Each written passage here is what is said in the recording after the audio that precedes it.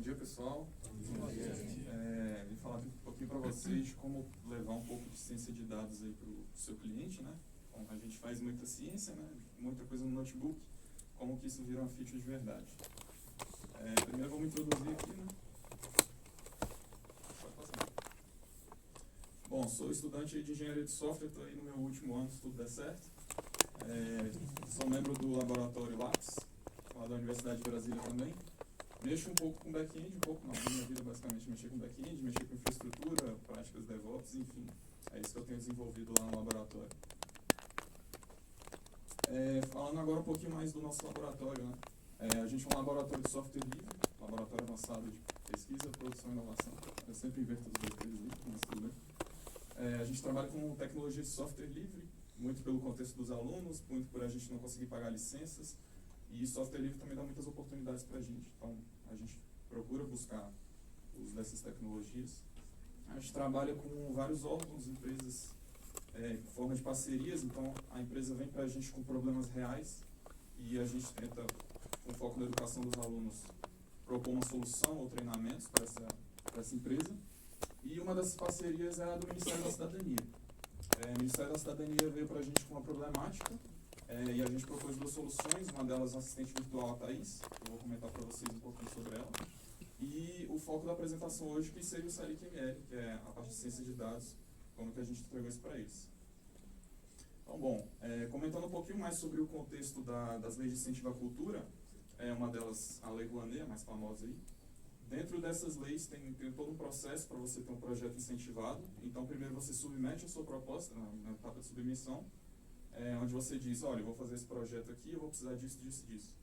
E aí você diz, ó, vou precisar de tanto dinheiro para conseguir comprar um palco, para conseguir contratar um artista. Isso aí dá o início da planilha orçamentária. O Ministério, junto com a comissão, analisa para ver se aquela submissão faz sentido. Se ela fizer sentido, ela é aprovada para captação. Então, a pessoa que propôs o projeto vai atrás de empresas privadas para buscar o financiamento delas, em troca disso as empresas têm isenção fiscal, né? Aí o projeto é executado, depois da execução, o proponente, a pessoa que propôs o projeto, precisa provar para o Ministério, olha, eu gastei os recursos financeiros da forma correta. Então, aí o Ministério entra na etapa de análise financeira, análise de objeto, para ver se realmente tudo foi feito da maneira correta. Os dois projetos que a gente tem lá no nosso laboratório, a Thaís, uma assistente virtual, ela tem uma pegada mais preventiva, então assim, antes da pessoa propor o projeto dela, o projeto cultural, ela pode conversar com a Thaís vai explicar como é que funciona o processo inteiro, então assim, para minimizar essa falta de informação no início da cadeia.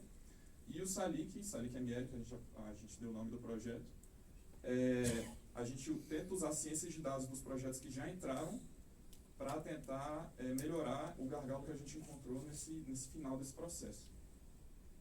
Então, ok, o SALIC é o Sistema de Apoio às Leis de Incentivo à Cultura, é um sistema que ele já tem rodando lá no Ministério da Cultura, hoje Ministério da Cidadania, feito em PHP, sistema legado. E é nesse sistema que acontece toda a questão de... Obrigado. Nesse sistema onde acontece todo o processo. Então, a pessoa se você quiser propor um projeto, você como cidadão brasileiro, você quer propor um projeto cultural para ser apoiado pelo incentivo à cultura, você vai no SALIC e submete a sua proposta por lá. Lá você vai saber se ela foi aprovada ou não, é lá onde você vai inserir os dados da sua execução, enfim, tudo acontece por lá. Sistema legado. Ok, aí vem a parte do SALIC-ML, que é o projeto lá do nosso laboratório. Por que SALIC-ML? SALIC, o Sistema de Apoio às Leis de Incentivo à Cultura, que é o sistema que está rodando lá, e ML Machine Learning. A nossa ideia inicial era automatizar, pelo menos grande parte do processo de análise financeira, que era uma coisa muito repetitiva, muito maçante, ficar batendo nota fiscal. Mas, por conta de contexto, por conta de limitações técnicas, capacidades técnicas da equipe, limitação de tempo, o nosso laboratório tem muita rotatividade, então, assim, é aluno formando e entrando o tempo inteiro, então, o conhecimento é impossível de você conseguir transferir tudo. Então, nosso objetivo virou acelerar ao máximo essa etapa aí. Para isso, a gente busca alguns dados financeiros de projeto. Então, a gente tem aqui valor aprovado, valor captado, que é basicamente quanto que a pessoa gastou no projeto dela. E dados da planilha orçamentária, que é com o que ela gastou. Então, Salic ele guarda todas as informações, a gente tem acesso a elas, e a gente realiza análise estatística para detecção de outlier. Mais para frente vai ter um slide aí onde eu explico melhor sobre isso. E a gente basicamente está mexendo com as métricas financeiras, que foi a parte onde a gente identificou que tinha o maior gargalo. Tem a parte financeira e a parte de objeto. A parte de objeto é mais de, vamos dizer assim, a pessoa falou que ia fazer um show, ela realmente fez o show. Então, assim, isso excede um pouco o contexto financeiro. Então, a gente vamos no financeiro, que é mais fácil de mexer com esse dado aqui, é menos subjetivo. E um dos requisitos é que ele devia ser integrado com o Salic. Pode passar. Então, ok. A gente começou a fase de estudos no Jupyter Notebook. Começamos a mexer com Machine Learning. Logo nessa etapa, a gente viu que não ia ser 100% viável a gente fazer uso de Machine Learning especificamente para esse caso. Os nossos dados eram puxados do banco de dados dele, a gente salvava em CSV e trabalhava com CSV lá no notebook, assim como muita gente faz. Nessa etapa a gente não tinha algoritmos muito otimizados, já que era uma parte de experimentação, validação de hipóteses, e a gente também tinha uma baixa preocupação com o tempo de execução das coisas, então precisava só validar a hipótese lá, funcionava e é isso aí. Tá, voltando um pouco da parte de análise de outlier, isso aí é um histograma, né? Então, no eixo X aí a gente tem o intervalo de preço de um determinado item orçamentário, e no eixo Y a gente tem a quantidade de itens orçamentários com aquele determinado preço. Então, vocês podem ver que tem um bem na pontinha aqui, tipo, quase 80 mil reais. Né? Então, a gente analisa esse histograma, né, de várias coisas, e consegue dizer se aquilo é um outlier ou não, baseado nessa análise estatística. Então, a ideia da nossa ciência de dados é essa.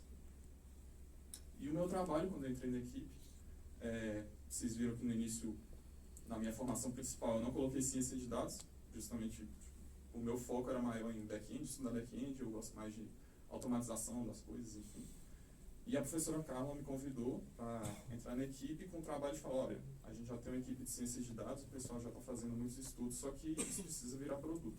E eu entrei com essa missão aí, de transformar essa ciência de dados em produto, nunca tinha feito isso na vida, então vocês percebam o meu desespero. E também fazer parte da idealização e desenvolvimento da plataforma. Então, participei de encontros com os técnicos do Ministério para levantamento de requisitos e tudo mais. A arquitetura inicial que eu propus foi essa. Então, como era um sistema em PHP, ninguém no laboratório conhecia PHP. Eu propus essa arquitetura onde a gente ia fazer um módulo que era comunicável com o Salic por requisições HTTP, então uma API. E a gente ia consumir os dados do próprio banco do Salic. É um banco em Microsoft SQL, então é só a gente colocar um adapter lá no Python e ia conseguir puxar os dados que a gente precisa. E a gente ia conseguir integrar esse módulo em formato de microserviço. Então a gente estava propondo começar um ecossistema de microserviços ali. Então para isso precisou dockerizar o Salic. Vocês estão familiarizados com o conceito de virtualização, containerização, enfim, vou pincelar isso depois. Então no pipeline, falando mais agora do pipeline de desenvolvimento, a gente tinha 2 equipes, como eu comentei. A primeira era de ciência de dados, que era que já existia, estava em trabalho há uns 6, 7 meses, fazendo o levantamento de algumas hipóteses, validando algumas coisas. E a segunda equipe, que era a equipe de produto, que foi a equipe que eu entrei. A gente começou a desenvolver uma API em Python Django. E a ideia era a gente ter a aplicação real dos algoritmos, então a gente começava a ter preocupação com o desempenho, com a escalabilidade, de onde que esses dados viriam. E enquanto a outra equipe estava só preocupada com a validação de hipóteses e eles trabalhavam com um conjunto limitado de dados também. Então a gente dividiu nosso processo de desenvolvimento em 3 etapas. Então primeiro a gente criava uma hipótese, depois a gente validava essa hipótese. E assim, quando eu digo a gente, era a gente mesmo eu não fazendo parte diretamente do trabalho da equipe de ciências de dados, a gente se reunia, porque assim, o trabalho deles também é relevante para o meu. Tá? Então, não é porque eram 2 equipes diferentes que a gente fazia tudo separado, departamentizado, não. Então, acontecia essa etapa de criação de hipótese, validação de hipótese e a implementação da feature. Aí tem algumas imagens dos estudos e, enfim, é o mesmo slide, só que com a implementação da feature lá embaixo. Por quê? Eu quis demonstrar aí que a implementação da feature é um buraco muito, muito, muito mais embaixo do que as pessoas imaginam. A gente achou que fosse uma coisa simples, que ia fazer o código lá no notebook. O notebook está em Python também, é só a gente copiar e colar no código e vai dar tudo certo. Ilusão. Muita coisa, uma coisa importante que ajudou a gente nesse processo foi a cultura DevOps, uma coisa que a gente tem bastante lá no laboratório. Então, toda a questão de automatização, toda a questão de, tentar cortar todo tipo de overhead de desenvolvimento, automatizar tudo que for possível. A gente é estudante, já não tem tempo nem de fazer a faculdade de Direito, ainda não fazendo esse projeto, quanto mais coisa automatizada, melhor. Então, a gente tinha algum problema, por exemplo, a questão da conexão com o banco, é um banco Microsoft SQL e a gente só conseguia acessar isso de dentro da rede do Ministério. O que aconteceu? Eles arrumaram para a gente uma VPN e aí toda vez que a gente queria os dados, a gente tinha que conectar nosso computador nessa VPN. Foi? Tinha que conectar o computador na VPN e para ter acesso a esses dados, então era um overhead muito grande, tomava tempo de trabalho, a gente chegava para trabalhar até começar a engatar direito no trabalho, era muito ruim, então porque a gente pensou, pô, vamos pegar um Docker. Docker é como se fosse um AVM, para quem não conhece, mas muito, muito, muito mais leve. Ele remove uma camada de abstração que a VM tem, que é o hypervisor. E, enfim, a gente fez toda a gerência de configuração da conexão com o banco nesse Docker. Então, a gente escreveu nossa infraestrutura como código e tirou esse overhead completamente. Uma das coisas que o DevOps ajudou a gente. Em relação à automatização de infraestrutura, a gente usou... eu particularmente usei Cron Jobs lá para automatizar algumas tarefas. Eu queria que alguma coisa acontecesse toda semana, eu fazia isso. Outra coisa interessante também que eu adicionei no slide, que é Cronos, é um pacote Python que eu estou estudando agora para ver se a gente começa a usar. Ele parece ter o mesmo funcionamento que o Cron Job, mais simples de implementar, mais otimizado para o Python. E toda a questão de automatização de pipeline para facilitar a validação de feature, né? Então a gente tem integração contínua para rodar nossos testes e deploy contínuo para, assim que os testes forem validados, a gente já coloca as coisas em produção, já que o nosso ambiente de produção é bem pequeno para poucas pessoas, então eu preciso só que o meu PO analise a feature e fale, não, ok, é isso mesmo que a gente precisa. Então, ok, os primeiros desafios aí, dividir em duas partes. Como gerenciar os dados e como pegar esses dados, realizar o processamento e disponibilizar os resultados para o cliente. Isso aí são algumas imagens da plataforma final, então a ideia era a gente ter uma lista de projetos culturais. Cada um desses projetos culturais, eles iam ter um conjunto de métricas. Então, por exemplo, ele tem o da Copacabana Réveillon 2018, ele tem o valor comprovado, enfim, várias métricas financeiras. Se ela estiver vermelha, é porque ela é um outlier; se ela estiver verde, é porque ela não é um outlier, é considerada normal. Então, por exemplo, nesse caso aí do Copacabana Réveillon, o valor a ser comprovado, então o valor que ainda falta ser comprovado, o gasto dele, ele é um outlier. Geralmente ele é para ser zero. Enfim, novos fornecedores 10 também, várias métricas. Como eu já comentei, a fonte de dados que a gente estava trabalhando, ela era acessível com VPN. Na etapa de pesquisa, a gente subia esse Docker, entrava num gerenciador lá, num console de banco de dados comum, exportava o CSV, jogava no notebook e trabalhava ali no contexto pequeno. Limpava o dado ali na hora que precisava mesmo, então o data frame em memória mesmo a gente só limpa, não tem muito problema. Então, a primeira solução que eu pensei foi o seguinte: não, vamos, na produção, vamos carregar o CSV de forma manual também na aplicação. Mas para isso acontecer, eu preciso que o meu serviço seja conectável com o banco deles. Para ser conectável com o banco deles, eu preciso conectar com essa VPN. Se não fosse o Docker, que a gente só colocou na nossa stack, isso seria extremamente manual e ia ser muito difícil. Então, só aí a gerência de configuração já cortou um overhead nosso. Então, a arquitetura nova ficou... A arquitetura intermediária ficou dessa maneira. Então, basicamente o que tinha antes, só que agora com a VPN no meio, gerenciando a configuração, a comunicação do serviço com o banco. Então, do nosso ponto de vista de desenvolvedor, eu acesso o Docker da VPN como se eu acessasse qualquer outro banco de dados. Então, isso melhora a nossa vida. Segunda solução, a gente estava fazendo o carregamento manual dos CSVs. Toda vez que a gente faz um processo manual, passível de inserção de erro, e era o que acontecia. A gente colocava muito erro nos dados, e erro no dado é uma coisa grave.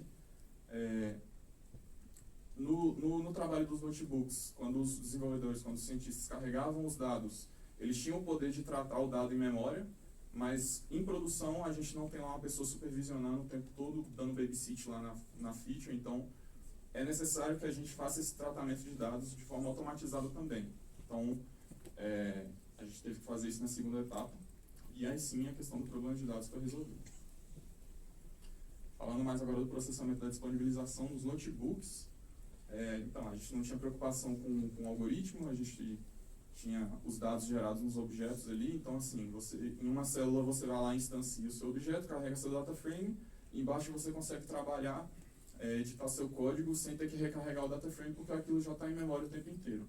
Na aplicação isso é um pouco diferente. Na aplicação, se você deixa o seu dado para ser carregado no objeto, toda vez que você instancia a sua aplicação inteira, ele vai carregar todos os dados, e isso tomava muito tempo de desenvolvimento nosso. Do notebook para o produto tem um caminho meio longo. Então, a gente tinha duas opções. A primeira delas era reescrever o código no Django, o código dos notebooks que tinha no Django. Eu já dei spoiler para vocês que isso não deu muito certo. Isso gera autoacoplamento, porque primeiro, você está pegando um código que está lá prontinho para o notebook, se você jogar tudo no Django, todos os caminhos dos dados vão ficar estáticos, e enfim, isso gera muito problema, a mantenibilidade fica péssima. Os desenvolvedores, pelo menos digo por mim e do restante da equipe de desenvolvimento, a gente não tinha muito background em ciência de dados. Como eu falei no início da apresentação, a equipe era dividida em duas, tinha a galera da ciência de dados e a galera de desenvolvimento. A gente trabalhava junto, mas os conhecimentos técnicos eram diferentes. Então, não fazia muito sentido a gente ficar colocando a mão nos algoritmos, com o risco de colocar algum bug lá, de assumir alguma coisa lá que matematicamente está incorreta. E a segunda opção era colocar um pacote no Pipe. Pipe, para quem mexe com Python, né, o repositório de pacotes, onde você dá um pip install, o nome do pacote, e aí você vem com toda a biblioteca disponível para você. Então, o que a gente fez? A gente pensou, poxa, a galera de ciência de dados não precisa ficar se preocupando com o produto na realidade, né? Não precisa ficar se preocupando com a API, como que isso vai se comunicar com o Salic, etc. Então, o que eu falei? Não, vamos fazer o seguinte: vocês escrevem só um módulo, vocês pegam todas essas funções que vocês fizeram, são todos estudantes de engenharia de software, então assim, eles tinham um mínimo de conhecimento para escrever pacotes, escrever bibliotecas. Então, falei para eles, vamos escrever uma biblioteca e a gente só consome essa biblioteca e trata isso como uma caixa preta. Foi uma opção que funcionava bem, mas tinha um problema. Onde que a gente vai colocar os nossos dados? Para quem mexe com Python sabe que quando a gente instala uma biblioteca, ela fica instalada no computador, na máquina, e como os caminhos dos dados estavam todos estáticos, esse caminho mapeava para algum lugar aleatório no computador onde a biblioteca estava instalada, e não na pasta da aplicação. A aplicação só usava essa biblioteca. Como que a gente resolveu isso? Usando o Docker Compose, a gente mapeou um volume para essa pasta estática e a gente jogava os dados dentro de uma pasta na aplicação. Só que como tinha um volume mapeado, a biblioteca conseguia acessar esses dados como se ela estivesse nessa pasta aleatória no computador. Então, gerência de configuração ajudando a gente aí mais uma vez. Depois dessas mudanças todas, né, essa foi a nossa arquitetura final. Então, a gente tinha o Salic se comunicando com o Salic API. Dentro do Salic API, a gente tinha a API em Django, que consumia o pacote Salic ML, né, a parte de ciência de dados. E tudo isso se comunicava com o VPN, com o banco original do Salic, onde tinha os dados originais.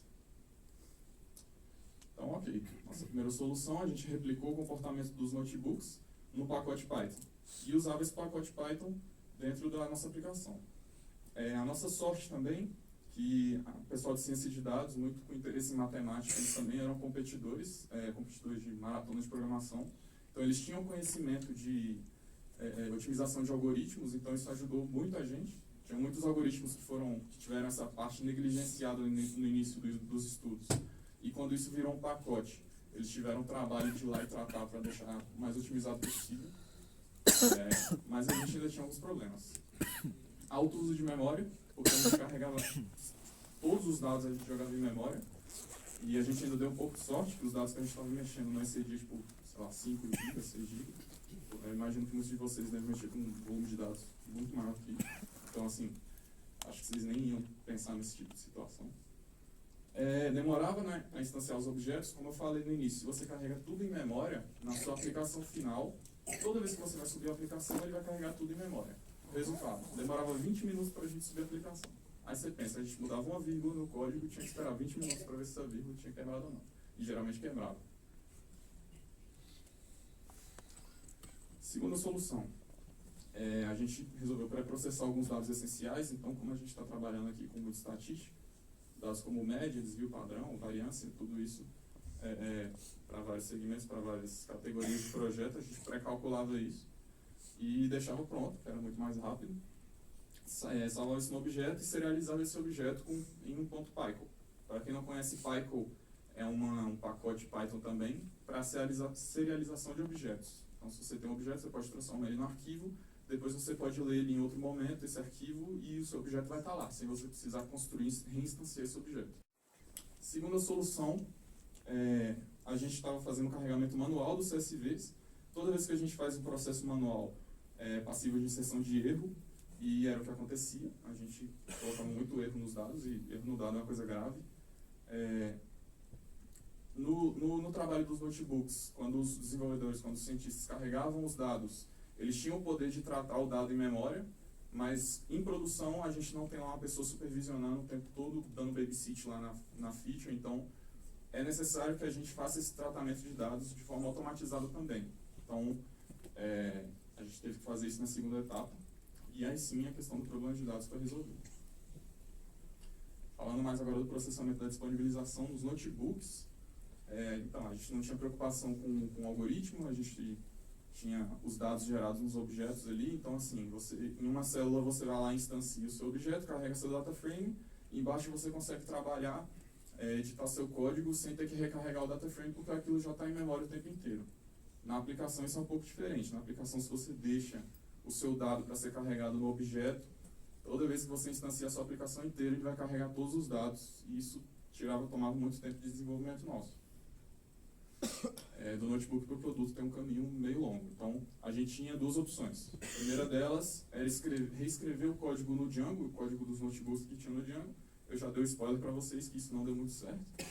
Isso gera autoacoplamento, porque primeiro, você está pegando um código que está lá prontinho para o notebook, se você jogar tudo no Django, todos os caminhos dos dados vão ficar estáticos, e enfim, isso gera muito problema, a mantenibilidade fica péssima.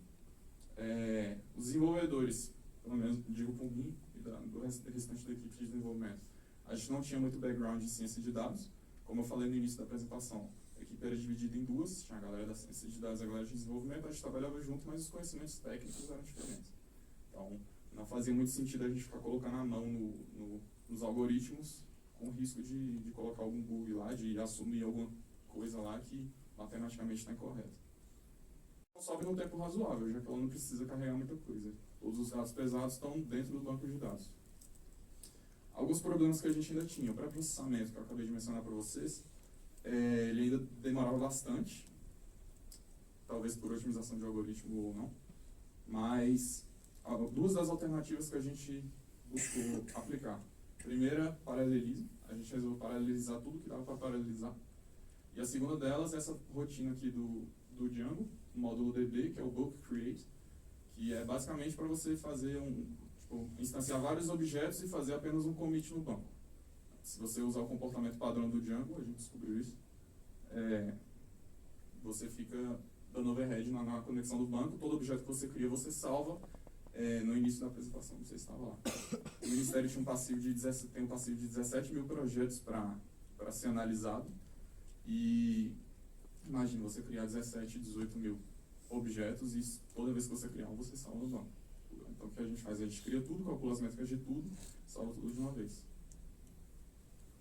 Aí, né? Então não subestime o volume de dados, mesmo a gente mexendo com um volume de dados pequeno, a gente encontrou problemas que são vistos quando a galera faz ciência de dados com Big Data. No momento da requisição, o ideal é você já ter o dado pronto, assim você reduz muito os riscos da requisição não funcionar no momento. Em algum determinado momento a gente pensou, poxa, a gente podia ter uma arquitetura de microserviços, cada serviço é responsável por uma métrica, e assim, com uma semana de experiência a gente viu que não deu certo. Ele fazia várias requisições toda vez que o usuário pedia o dado daquele projeto, e, enfim, o controle disso era absurdo. Aí a gente dropou em uma semana, é por isso que eu não coloquei aqui. A execução paralela ajuda, mas ela não faz milagre. E muitas das coisas que a gente fez também não podiam ser paralelizadas. Então, assim, a gente tem isso implementado hoje, mas a gente estuda até dropar. E usa a mesma linguagem no estudo e no produto, ajudou bastante também. Se a gente tivesse feito estudo em R, por exemplo, a gente ia ter que traduzir tudo que estava escrito em R para Python, para reescrever esse módulo ou escrever no Django. E, enfim, certamente ter tudo na mesma linguagem ajudou muito a nossa vida.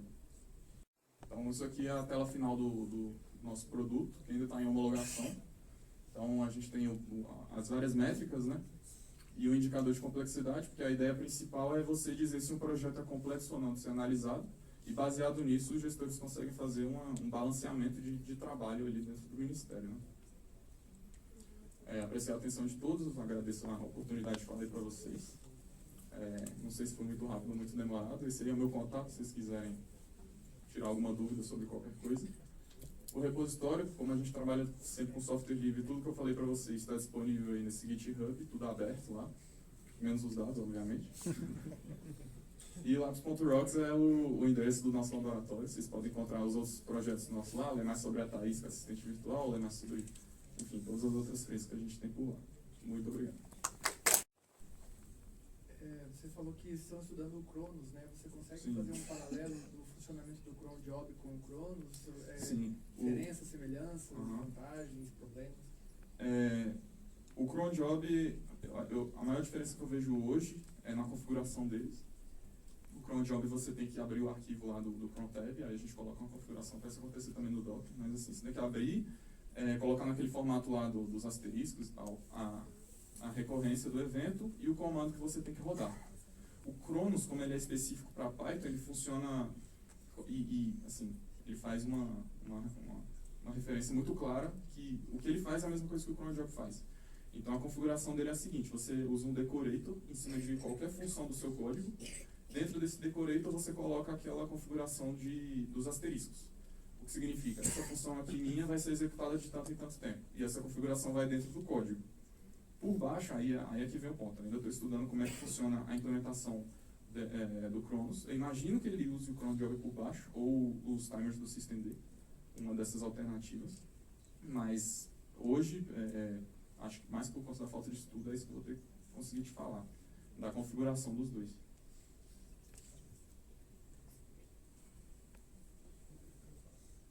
Eu vou fazer uma pergunta. Está dando algum feedback?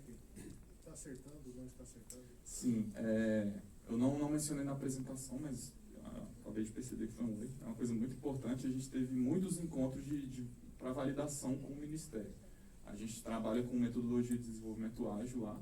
Então, a gente tem ciclos de entrega bem definidos e curtos.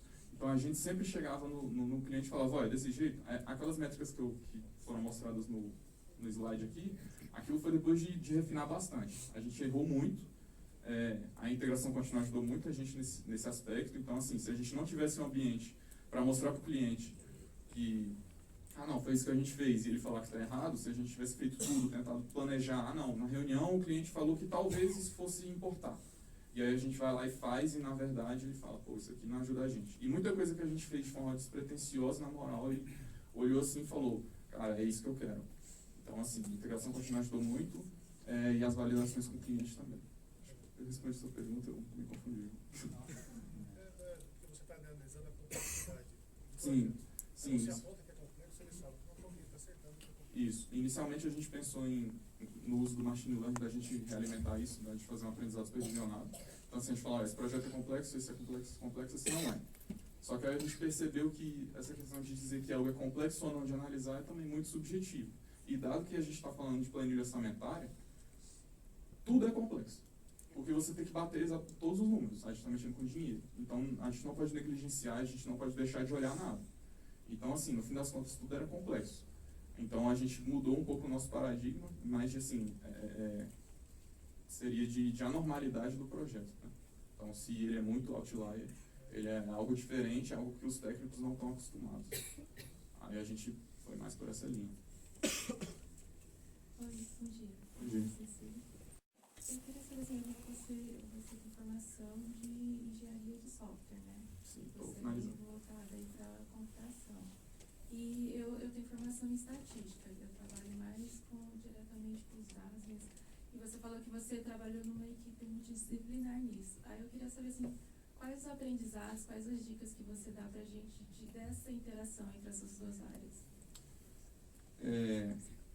Minha equipe era multidisciplinar, mas os meus colegas da ciência de dados também eram estudantes de engenharia. Então, assim, muitos dos conceitos, por exemplo, para escrever uma biblioteca, para escrever esse módulo, eles já conheciam. Então, isso facilitou muito a nossa vida. Caso isso não fosse possível, e assim, em alguns momentos a gente percebia que não era do dia a dia deles, não era do costume deles fazer esse tipo de coisa, então a gente tinha pessoas da equipe de desenvolvimento que sentavam do lado do cientista. O cientista falou, terminei aqui meu trabalho, escrevi minhas funções, escrevi minha classe. E agora, o que eu faço? Estou perdido. Aí alguém de desenvolvimento lá sentava do lado. Falava, então, a gente vai subir o pacote pro pipe. Faz assim, assim, assim, assim, assim. Só que esse assim, assim, assim, no fim das contas ainda era muito complicado. Aí veio também a questão de automatização. A gente fez um script de tudo que o cientista tinha que fazer, era rodar o script e subir o pacote. Então, assim, a dica que eu dou é que quando você está trabalhando com equipes muito diferentes, óbvio que uma equipe precisa entender o que a outra está fazendo, mas não necessariamente ela precisa aprender tudo. Então, o máximo de abstração que puder acontecer no meio das duas, eu recomendo. Então, assim, o que o desenvolvedor puder tirar de overhead para o cientista, melhor. O que o cientista puder tirar de overhead para o desenvolvedor, melhor ainda. Então, do mesmo jeito que a gente facilitava a vida deles para construir o software em si, eles facilitavam a nossa vida e falavam, essa função aqui, ela faz isso para você calcular essa barra aqui, você vai usar esse dado. Então, assim, acho que a troca é mais por aí. Respondi? Eu quero fazer uma pergunta, Vitor, e em cima da tua resposta, fazer um comentário, na verdade, né? Os notebooks em si, eles foram usados apenas para prototipação mesmo e depois teve tudo que ser de fato reescrito em arquivos PY, supor? A princípio, sim. Eu posso dizer que sim, os notebooks eles não são usados diretamente na produção, mas como os cientistas já estavam escrevendo código, validação de métricas para o produto, muitas preocupações da engenharia de software, de você escrever um bom código, de você escrever coisas modularizadas, isso foi aplicado nos notebooks. Então, dentro do próprio notebook, eles escreviam a biblioteca, e aí era uma questão de você copiar aquilo ali, jogar no .py e subir. Porque essa biblioteca era usada de maneira similar, se fosse no .py ou no notebook Py. Excelente, eu acho que a gente está vendo aqui, a gente ainda não testou, mas a gente tem conhecimento que existe uma biblioteca, salvo engano, o nosso nome é Paper.Mill, que ela basicamente faz uma parametrização dos teus notebooks. Você pode literalmente colocá-los no teu pipeline e por linha de comando você vai literalmente controlar o comportamento dele, né? O Netflix, justamente, ele tem um post no blog dele de engenharia que é basicamente relatando esse layer de integração que os notebooks foram incorporados à stack de engenharia do Netflix. Então, caso você realmente não tenha conhecimento, acho que é válido dar uma buscada tanto nesse artigo do Netflix quanto no Paper.Mill para verificar, de repente, se eles podem ser úteis para vocês em alguma circunstância. Sim, não conhecia esse Paper.Mill, mas dado que ele existe, que ele funciona, que o Netflix existe, acho super válido estudar, implementar isso aí.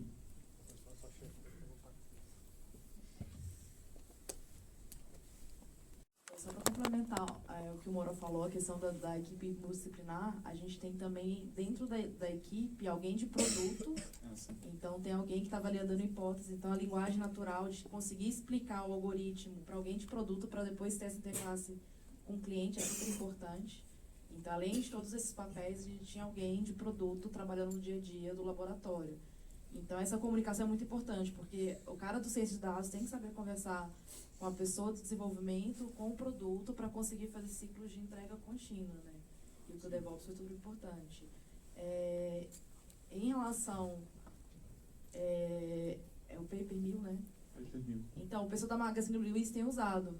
A gente conversou com eles e eu não lembro qual o motivo que eles não aderiram em produção e a gente só aceitou pela experiência deles, assim, mas a gente chegou a dar uma olhada. Só que a gente não adotou por imaturidade de experimentação da nossa comunidade local, né, que é o pessoal que a gente conhecia que estava usando. Mas a gente sempre volta para reexperimentar novas ferramentas também. A Magazine Luiza experimentou. No final do ano passado, eles estavam querendo usar esse pipeline todo orientado a notebooks. Aí eles passaram para a gente, deu uma olhada, mas a gente não está adotando, a gente está na fase de experimentação, porque a gente não vê ainda maduro esse processo nosso interno. Então, a gente meio que está esperando alguém amadurecer para a gente conseguir absorver também. Eles não vão em produção. Não, eles estão na fase de experimentação. E eles compartilharam um pouco com a gente, aí no nosso contexto, não lembro mais porque a gente também achou que não valia a pena agora explorar. Então a gente vai explorar um pouco mais para frente. mas vale a pena, eles também, eles já testaram, já tem muita lição aprendida em relação a isso. Deixa eu botar aqui no você. Meu nome é Leonardo. Uma curiosidade. Você falou sobre ter muita rodízio de rotatividade de equipe e de que muitos processos de subir uma aplicação leva 20 minutos, fazer commit, muitas coisas.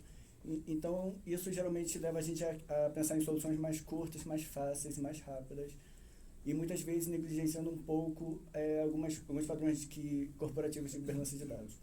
Então, assim, como que é que o Ministério da Fazenda, de alguma forma, criou perfis para vocês poderem consultar uma base de dados que imagino que muitas empresas que buscam esses patrocínios, eles gostariam de ter esse mesmo acesso, então deve ter um controle de perfis, uma governança meio forte, ou deveria. E como que foi trabalhar com isso, porque como tem muita gente que entra e sai, muita gente com muita vontade de fazer, às vezes a gente não tem tanta preocupação com perfis e várias coisas de logs e tal. Como que vocês trabalharam com isso?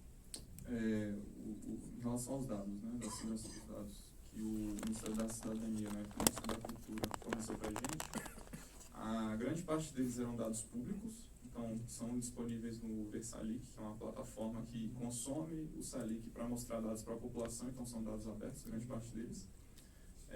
Mesmo eles sendo dados abertos, a gente assina termo de sigilo no nosso contrato, e a gente tinha acesso ao banco deles, mas era um banco de homologação.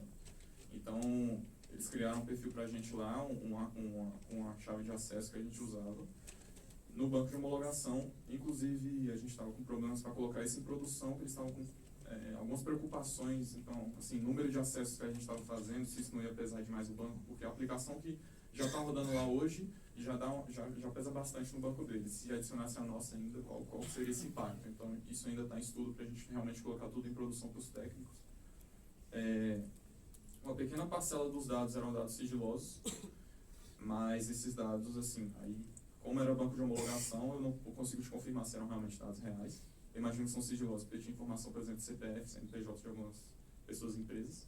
Então, assim, essa parte do controle dos dados, eles que fizeram pra gente, só passaram. Então, assim, pra mim ficou transparente. Né? Maravilhoso. Não tenho certeza de como isso aconteceu. Dentro da TI, né? Gente, eu acho que, por mais que existam mais